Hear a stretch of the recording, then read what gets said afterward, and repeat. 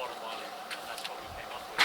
You can see through the back there, the blue, each one's got a fan on, and the fan blows air into this central perforated cylinder that goes up about 10 feet in each silo. So the fan blows up this central perforated cylinder with a rocket and forces the air up through and the air then comes out the top out through the vents. So this year, the first 2 years I never used it because it was dry. This year the fans have been running. It seems, I put them on for about 5 days to dry and they seem to be working. No heat. No heat. You know what that means? I've got a heater on this first one, but I didn't use it. I didn't use it because there's sun clouds in here, and apparently you can get them to ignite if you put too much heat on. So I didn't put the heat on, I just used air, and it seems to have got it.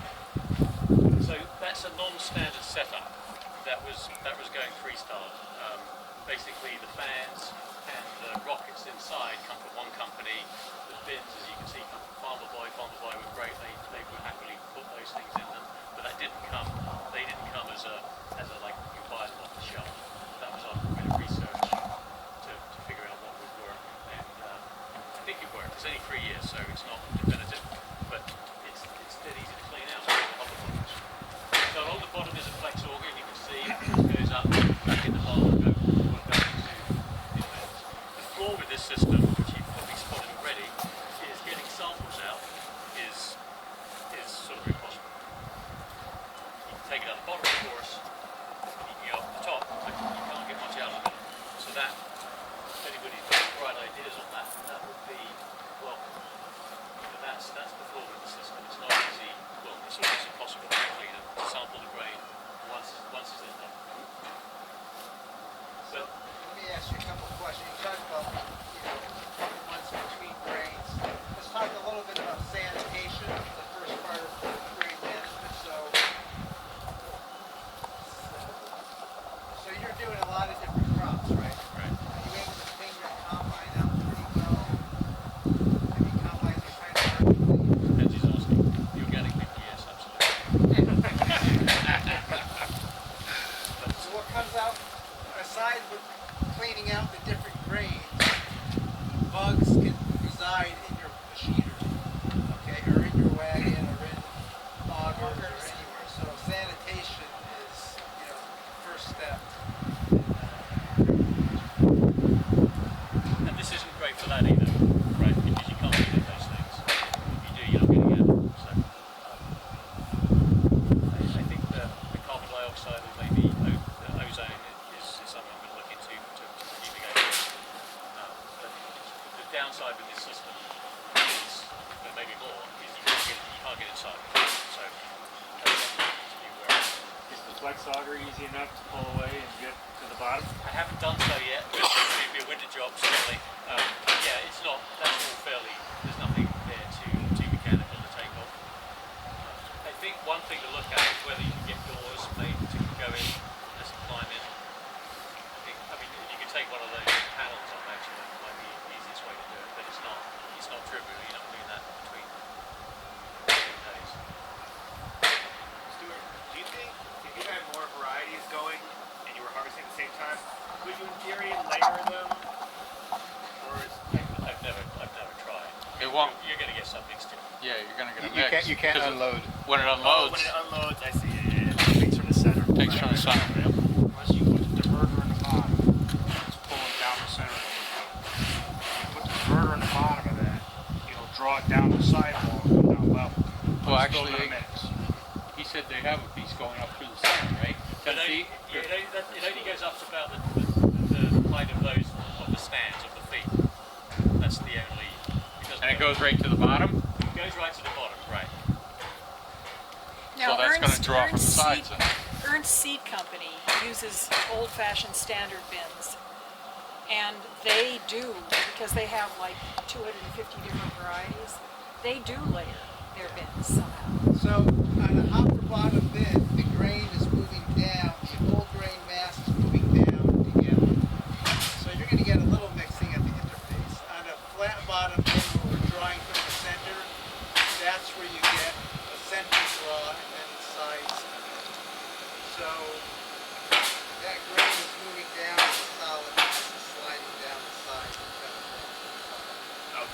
siphoning.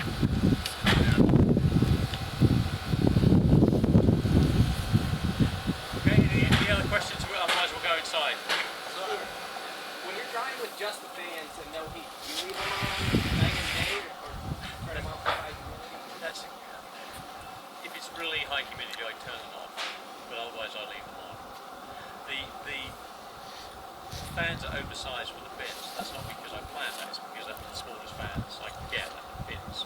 So the fan people said you can't put a fan that size in a bin and that size. It's oversized. So there's plenty of air getting through. I don't know why they said that, but it's so. But I do try and turn it off when it's humid, but inevitably I don't always. Yep. So when you're running air through your drain, say your drain is 16% moisture, right? The bottom is going to dry first, and that moisture is going up in the drain path. It's moving slowly. You have what's called either a temperature front or moisture front. There's actually a temperature front and a moisture front that's moving up through the drain.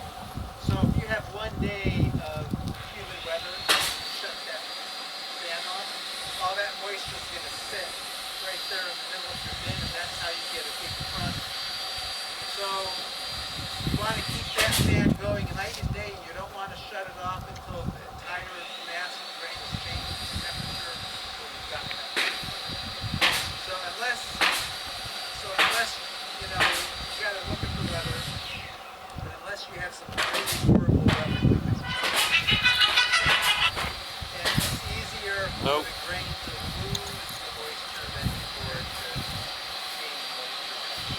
So when you say really horrible weather,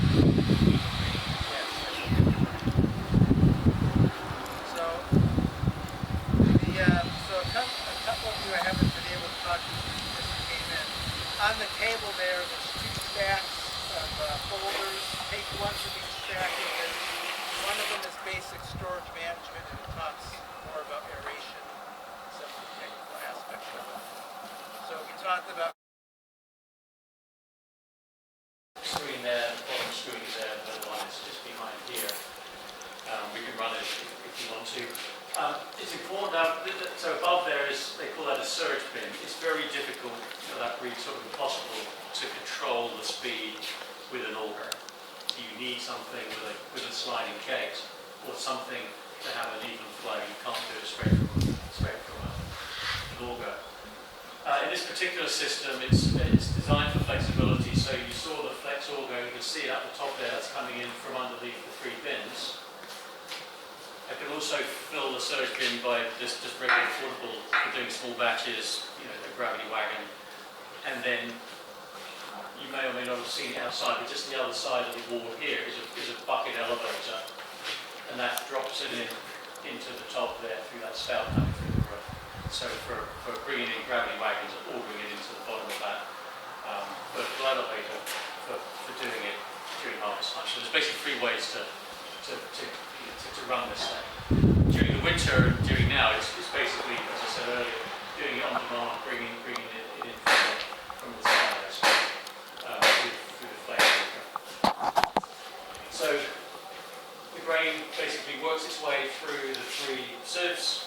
They shake. I'll start it up in a minute. And there's an air blast that blows air through the sieves and blows light chaff and stuff out the back.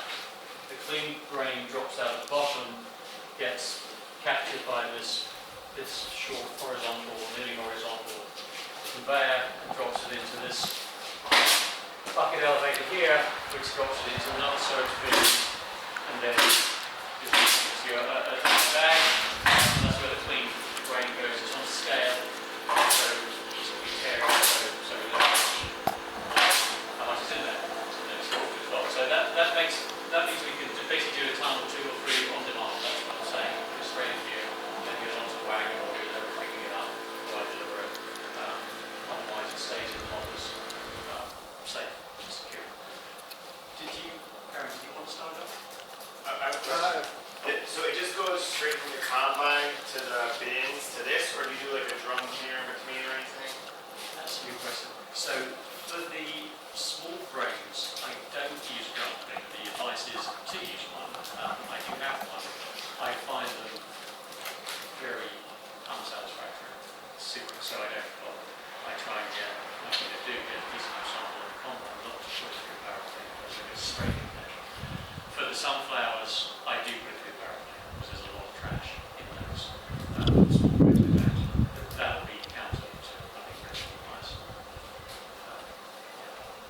So I got to work with Stuart and another farm with the barrel cleaner. And what I realized is that when you have like corn, the difference between a big kernel of corn and a small kernel of corn is actually fairly large. The difference between a big kernel of wheat and a small kernel of wheat is not very different. And so when you try to get a screen to gap that difference, it's very hard. So The barrel cleaners work well for grains if you've got a lot of lodging and you're running the head lower, and you're not going to be able to clean it right away. If you can at least get it through a barrel cleaner, it will help get out a lot of the stuff that the combine picked up from that with that lodged grain, and help combat the moisture that it's going to get sitting in a bin for a little bit till you can get to clean it. That's really where it really counts. On a wet season, and you have high clover or ragweeds, competing, and really, that's when it really counts. And then to have a combine that works well as far as us cleaning when it operates. Not everybody's combine does that. It's a challenge. Rollers wear out, and stop working everything. Stuart, average time to fill a tote through the screen? Obviously, depends on how aggressive you're running it. I do about 2 tons an hour. It's what I usually have it running at for weeks or by. You could do 3, and it's really good. It tends not to be, you can take less, but 2 tons an hour is what I'll be figuring. if you're able to start it up, that would be great. Yeah. I'm going to fill the hopper first. So a little switch here to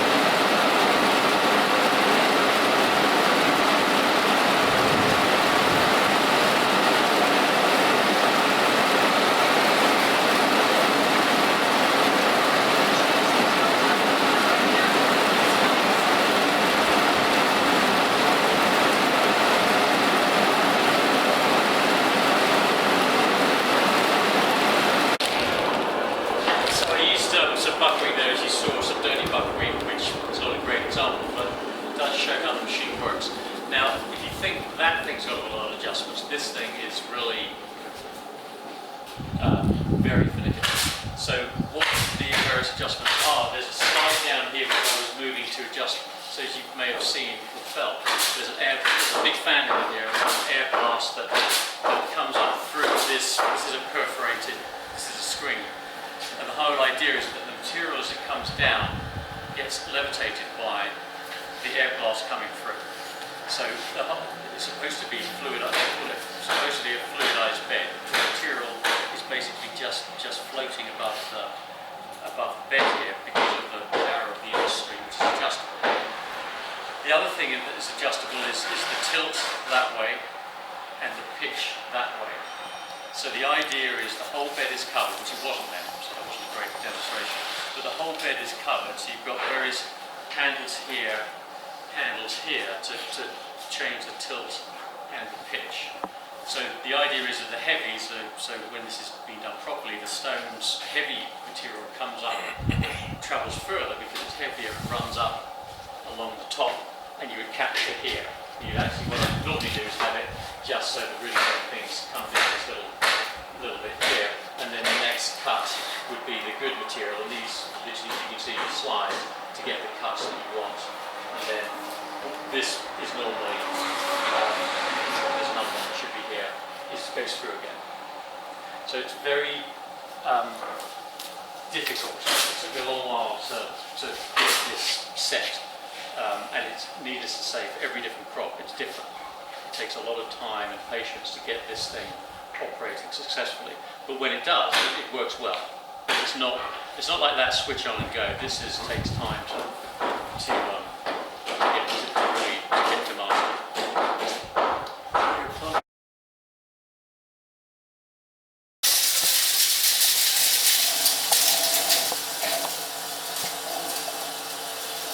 So I turn this off for a moment. This is now running. You can't hear it. It's very quiet.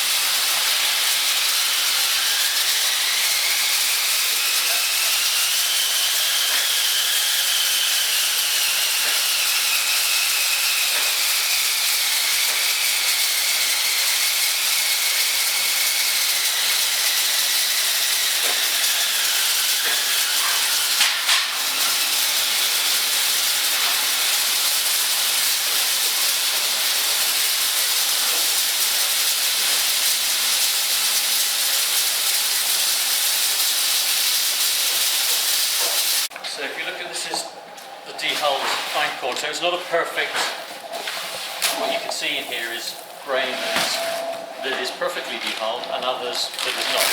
So that needs to be separated now, which is where this comes from, into the sort of regular grain as you would see wheat, and then this stuff that needs to get separated out. So that's almost done, but not.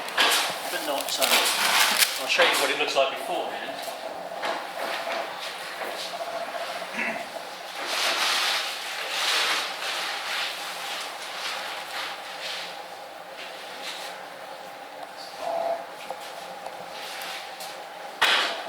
This actually isn't my icon,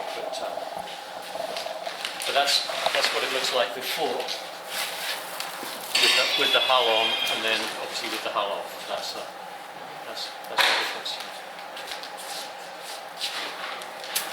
And the nice thing, and it was doing amazingly huge amounts and turning out something that looked sort of like rolled oak.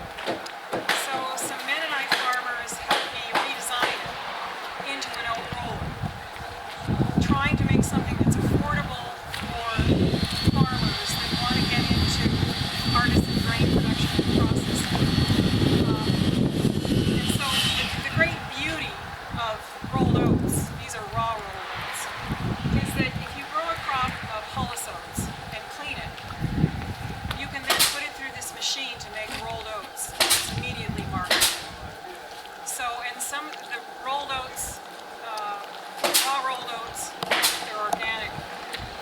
fetch quite high prices on retail. So this actually works. This machine has been fitted with stainless steel chute and rollers. And then it was then someone else in the Mennonite community motorized it for him. You notice that it's on a movable bench here, and you'll see because I have to leave shortly. You'll see this pulls apart. The bench pulls apart, so you load this into the back of the pickup truck. The bench pulls apart, and you throw that in, and it literally is now going farm to farm for people that want to process their oats. It's cheap enough that if you decide then that this is a profitable enterprise for you, then you can go ahead and buy a piece of machinery like this or something. This if it's fitted with stainless steel costs $600, but then you have to motorize it. A lot of people can do that themselves. I couldn't. So this ended up costing me $1,400. You say raw.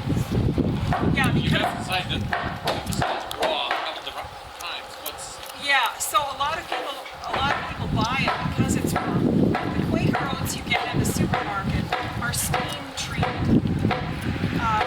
So they're cooked as they're processed. I believe that's it stabilizes the grain. So for example, you can have a box of Quaker oats if you don't get Indian meal moss in your cupboard for months and months and months at a time, right?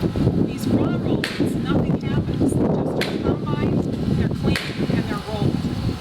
So they don't have the same shelf life, but people like them because they say they taste fresh. And a big important point about this processing is you don't do this thousands of pounds at a time. Because as soon as the oat is rolling, it's got a lot of liquid in it, it's got a lot of fat in it, it's going to start to decay. So the idea is if you have a customer base, you get an order for 200, 400 pounds, you do that right before you deliver, and then you instruct them in how to keep the oats in good shape. well, the other reason that they put steam-rolled barley, steam-rolled oats, all that is they don't crack as much of the grain when they roll it. They don't crack by steaming them down by making them moister. I'm not sure all the reasons that they use the steam roll. I can interject there. The steaming pre-gelatinizes the grain, whatever grain it is. So it's different from this. So when you steam it, then when you use the grain, like for instance in brewing or distilling, right away that grain is soluble. Pre-gelatinizing the starch is what steaming does, and then roll. The interesting thing about this, having just experimented with this, is I was told that raw rolled oats need to be cooked longer. They do not. Some people say they need to be soaked precisely for the reason that you're talking about. There's quite a bit of debate about this, and I haven't gotten to where I'm satisfied in terms of nutrition. But certainly they're very good to eat. They taste great, and it's very profitable, depending on your market. Where I am in, which is the second poorest county in New York, the person who's doing this is getting $3.25 per pound roll. So, but in New Jersey, in Philadelphia markets, New York markets, I don't know what are they selling for in New York? $5. It can go to, Yeah, and I think that the gentleman in New Jersey is Scott Morgan, sells them for a higher price even than that. So it's again, you have to be careful with quality. But let me just run this for you.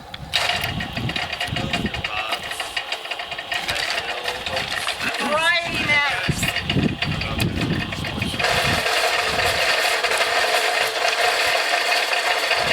You can come and take a look. I'm about to turn it off. Now normally I would just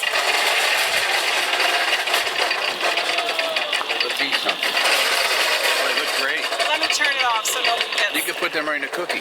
Yeah, they're ready to go. They're ready to eat. And this is So this is where the real flavor is, right? yeah, this is where they're, and now this is going to be That looks great. So you can put it through. It depends on the variety. This is Gale oat, which I think is the best because it has very few seeds that come through the combine that are still in the hull. When you make oatmeal and you bite into something, that's when a hull has not been separated from the groat. The other reason I like Gale is because it tastes really good, it grows really well, and it's hairless, meaning, is that 100%? No, but it means it has many fewer hairs than other hulless oats or regular oats. You can use other oats. I'm going to show you some other oats going through the Sosnowski, but if you can, it's very difficult to get the seed. If you're interested in getting Gale oats, So they're Gale? Gale, G-E-H-L. Naked? Or- Yeah, there are many varieties of hulless oats. This is a particular Canadian variety that That's you're seeing. excellent. So if you put it through twice, this is what I would call an old-fashioned oats. It takes me 5 minutes from boiling the water to get oatmeal that I like. If you put it through twice, you can get something that's approaching an instant oat. Oh. So you can, and I've seen people marketing thick oats like this oat I'm going to demonstrate in a minute. When it goes through there, it's much thicker. So I've seen people go old-fashioned thick oats. And now the person who's taking this enterprise up really strongly is making oat flour too. Of course, she needs a different machine. Anyway, so now I need some help. This bag? I need to get.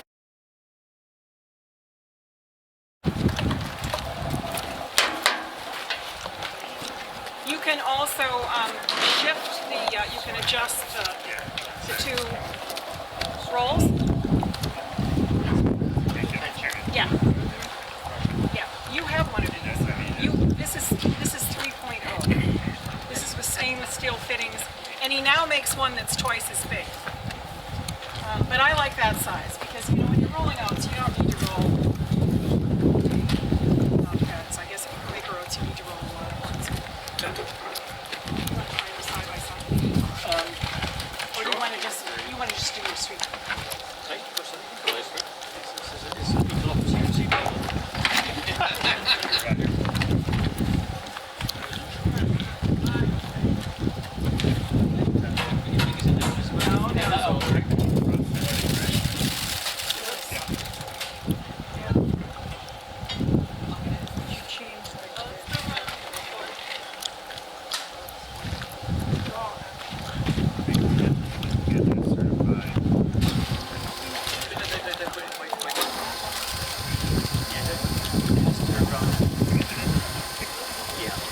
Did I jam it? Yeah, you did. I'm sorry. They do this at home? It was just like taking this unit to a restaurant kitchen and doing it there and bringing it. Yeah, what that'll do, that will also happen. You have to be very careful to have the machine running, which Elizabeth stupidly was not paying attention to. Or you can jam the holes. All right. You tell me when to start. Just think of me as Vanna White. No. No. Don't do anything with your arm.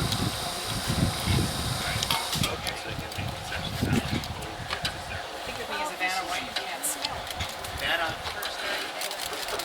Give me an O.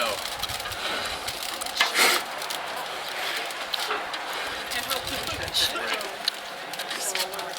Well, that other machine worked really good.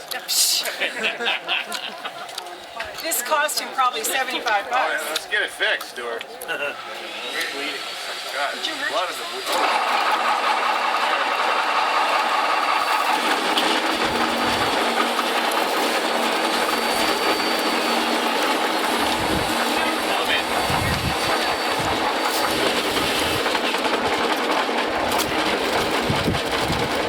Okay, let's try some of the other.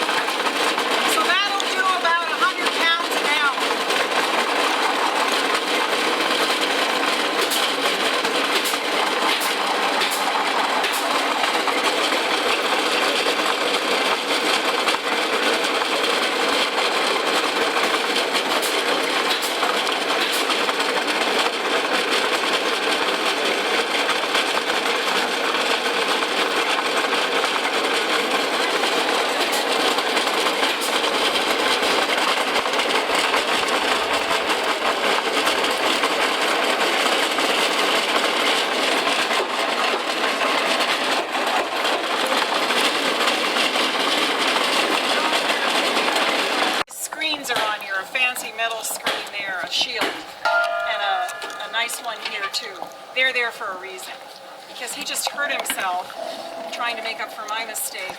But I've seen people lose fingers just like that. So if you do buy one of these machines from, one of the things to keep in mind when you buy a dehuller or something, or a machine from an Amishman or a Mennonite, they're going to sell you just the machine. But they're expecting you to put those shields on because, when you're working hard, you're moving around, you're often, if it's winter time and you're in a cramped environment, all you have to do is fall against it and you're going to be badly injured. The guard is the thing that actually cut him, though. Yeah, but the point is that If anybody wants to take, I live on these. I literally eat these every day. That's the streaker? This is the streaker, yeah. And what Elizabeth said That's the earlier naked about oak, right? who's going on. The naked oak. they're both, yeah, You that's have to take these now, and you'll never taste those like them. They really do go off when they're exposed to wear like this. So help yourself. yeah, he probably has his roller set for a thinner. Thinness can be switched. So I'm gonna need a Vanna White who is strong because I'm not going to have time to make the adjustment. So this is a Sosnowski centrifugal airflow cleaner. I bought it for the project because it fits in the back of my pickup and because farmers who tried it said that it does a pretty good job. Notice it has no screens. So it's a substitute for an air screen cleaner. This particular one does 3,000 pounds an hour. Usually we have it propped up and much larger container underneath it. People use auger in and out. How much did it cost? This costs $3,000 new. You can get two bigger sizes. I think the biggest one does 10,000. These are Polish made. There's a distributor that I use in Ohio. It's an Amish family. There are pros and cons to this.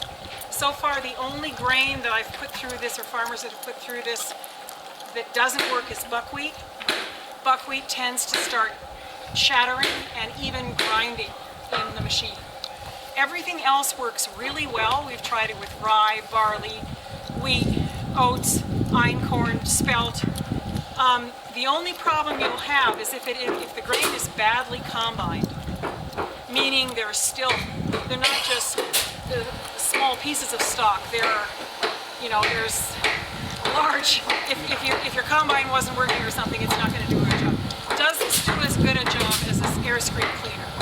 No, in my considered opinion.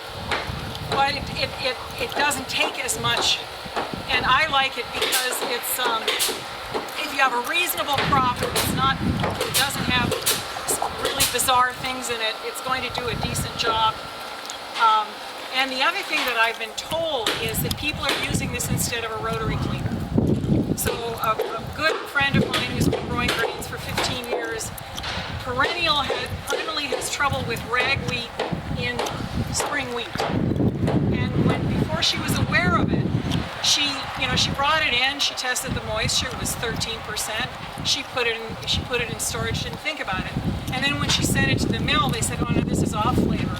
It's because in that first period, after it comes off the field, you really only have 24 or 36 hours. If you have enough of that ragweed or another green leafy material, you can not just get molding, you get transference of flavor, bad flavor, off flavor. So what we're always preaching is such crops should go right through a drum cleaner or a rotary cleaner. They're expensive, not everybody has it. People think that they're pains in the ass. So this can substitute. This will do a much better job at that job than an air screen cleaner because it can handle better material. So Elizabeth, Yeah. this is basically a fan, and your adjustment is just airflow. Right. So there are two adjustments. There's the feed intake and the airflow. And this is set for einkorn. It just did a crop of einkorn. So einkorn and wheat oats are fairly similar. So I'm just going to run it. Normally what we do is we'd run some through.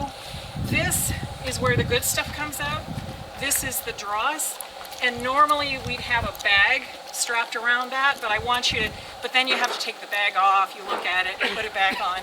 For purposes of demonstration, I thought we'd just blat it out onto the tarp. So, Is that a squirrel cage? I don't know.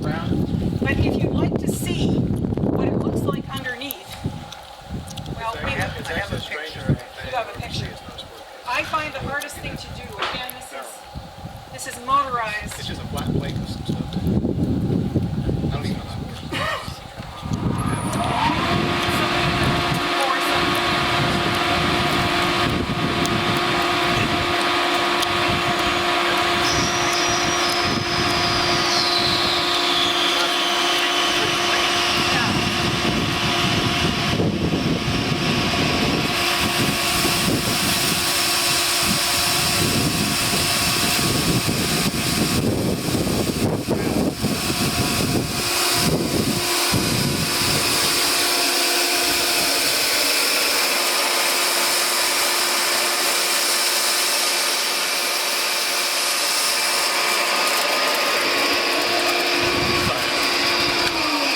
Now, unfortunately, the only grain I had that was at all dirty was stuff that had been put through this once already. And I'm sorry, I just didn't have on hand dirty grain. Variable speed. No. What if you had lighter grain and heavier grain? How about this box of einkorn you just Yeah, what that'll do is it'll separate. The broken kernels will end up, if there are any, will end up on there. Some of the undehulled kernels will end up on there. So I've tried this as a separation device for spelt, and I'd say that you get about 10% remaining undehulled spelt in the dehulled spelt. So it's not good enough for, I don't even think it's good enough for flour. You know, you're going to want to get it better than that. Which is another point I should make, is that sometimes you run grain through twice or 3 times, depending on how quality of the product you need. Sometimes once just isn't good enough. But this is an unknown Canadian variety of hulless oats, and it makes a delicious tasting oatmeal, but there's a problem with it. Can you tell what the problem is? It's got about 8%, I counted this, did from samples, of hulls in there. And so I'm some trying good roughage, to, right? he needs to sell this. It's in excellent Clean shape. you out. It has like 2.2 ppm vomitoxin. In a year like this wet a year, I test the oats. Test the oats for vomitoxin, if you don't always, because it was such a wet year. But so my problem for him is getting the rest of those hulls out. Pardon me? Yeah, I don't know of anyone that has a color sorter. I think, a gravity table will work. So Stuart? Yeah, there you go. Yeah. They got everything. Anyway, so this has its purposes. The farmers that I work with, again, it's thrown in the back of my pickup truck, or somebody comes and picks it up. They take it to their farm. They keep it for a week. They clean their grain. It's certainly doing a lot of good in terms of getting out of a lot of the contaminants.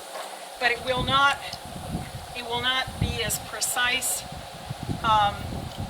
And it won't, for example, one guy had oats that were just totally infested with thistle heads. He said, "Oh, it's not working." And I came and I looked at his oats, his wheat, and wheat with thistle in it. And nothing would do very well with that, that particular crop. But it's worth, it's worth looking at if you're, if I were to buy a brand new seed cleaner, I would buy one of these, not a new air screen cleaner. Stick with the old ones. Those are the better ones that are better made. They're going to mostly be cheaper. But if you want to, for a new machine that has to be fast and relatively cheap, it's worth a thought. Yeah. So this you can just look up online, Sosnowski, and you can see where there's an excellent website which shows all the different models. Yeah. So sorry I didn't have dirtier grain.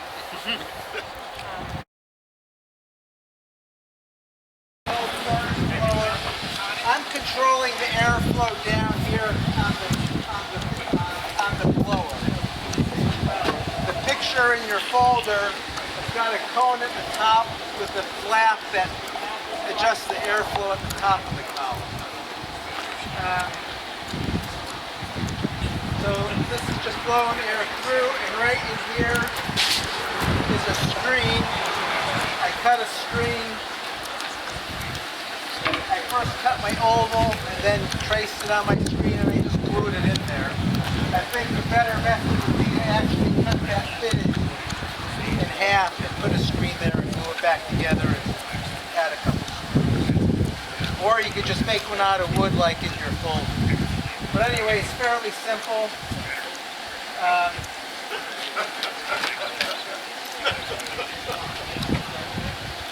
This is just the leg of a can.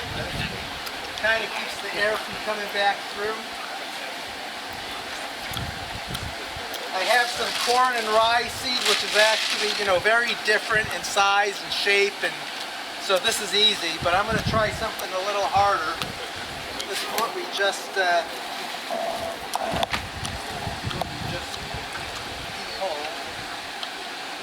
That ladder ocean approved.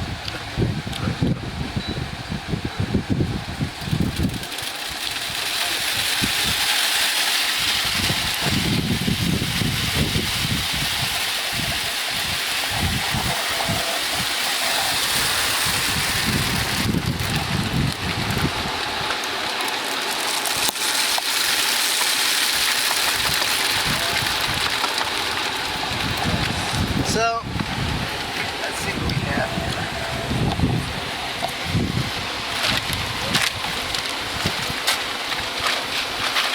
I don't know if you've ever heard of a soybean ladder, but they put it in pipes because if soybeans drop too far, they crack and break. So they have like a little half, in a pipe it'd be like a half circle of metal, and they make it into steps so they kind of fall from one to the next. If you put something like that in your air column, you kind of create a little agitation to loosen up some of the chaff. So here's a little bit that came off.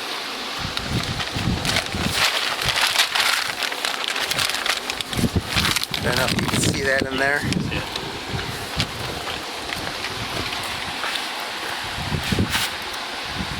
So now if there's a grain, unhulled grain, that's not going to blow out. That's going to go with the rest of the good grains. But like you said, you run it 2 or 3 times. Yeah. So that would have to be kind of dehulled again, possibly.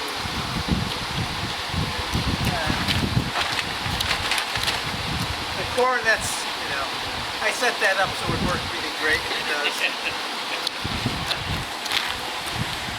So I could also use this for drying grain in those sacks. I could take that hose, I could stick it in one sack. Now what if I wanted to stick it in 2 or 3 sacks? Should I just make like a T? No, right? No, you want to make a loop, right? You want to have one come out of the plenum. You have your pipe, you have your pipes going down into each sack, and then the end of that pipe needs to come back to the plenum so you have constant air pressure. You don't have any dead ends in your air system. The other thing I wanted to say,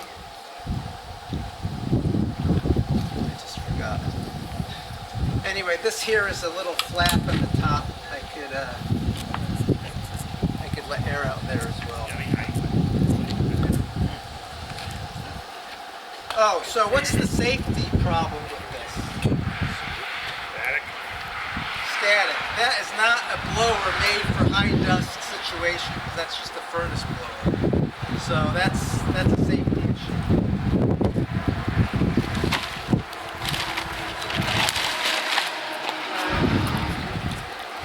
So this little thing is my bouncer. I got a certain way to set this up.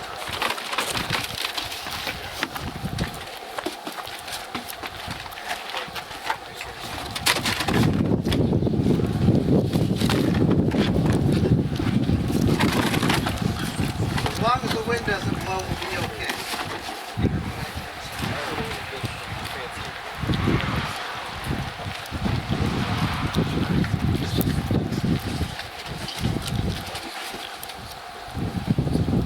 And this here is adjustable. I think I need to make this a little steeper.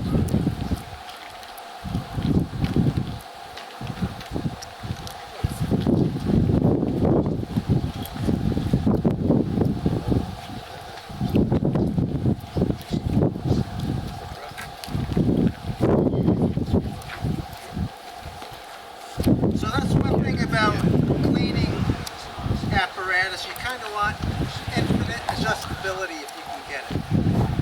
'Cause everything's a little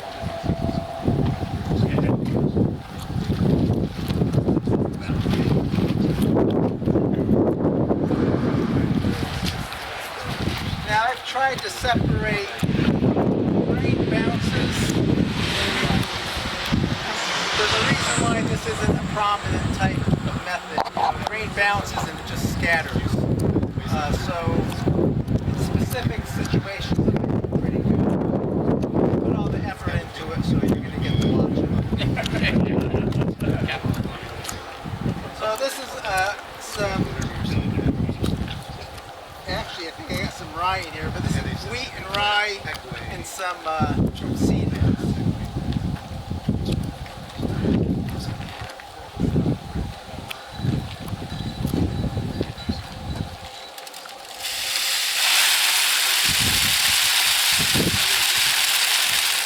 I don't want to make too much of a mess here.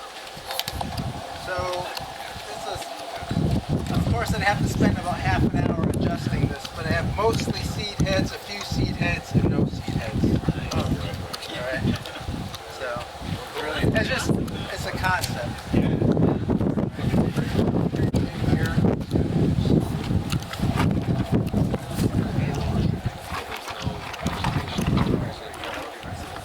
We'll see how it goes. So, when the grain is coming down a ramp like this, it's got to slide individually. You can't have it in mass, otherwise it's just one mass of grain all going to nothing. So when I say that grain cleaning is pretty complicated, it really is. And so depending on where you come down,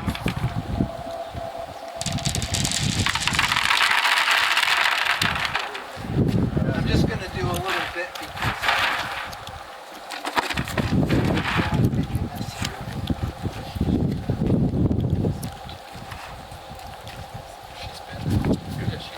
the other thing is, if I were to construct something real, you'd have to have a funnel so that when the grain hits your ramp, it's all coming down evenly. It's not balancing. It's got to come down just right.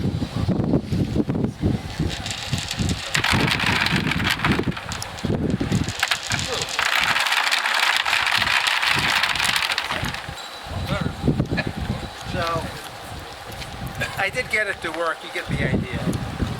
So,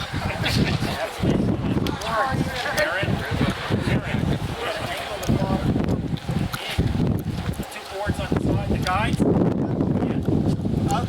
well, so they gotta roll flat. You need just a little bit. Oh, come in like this. Either that or a bigger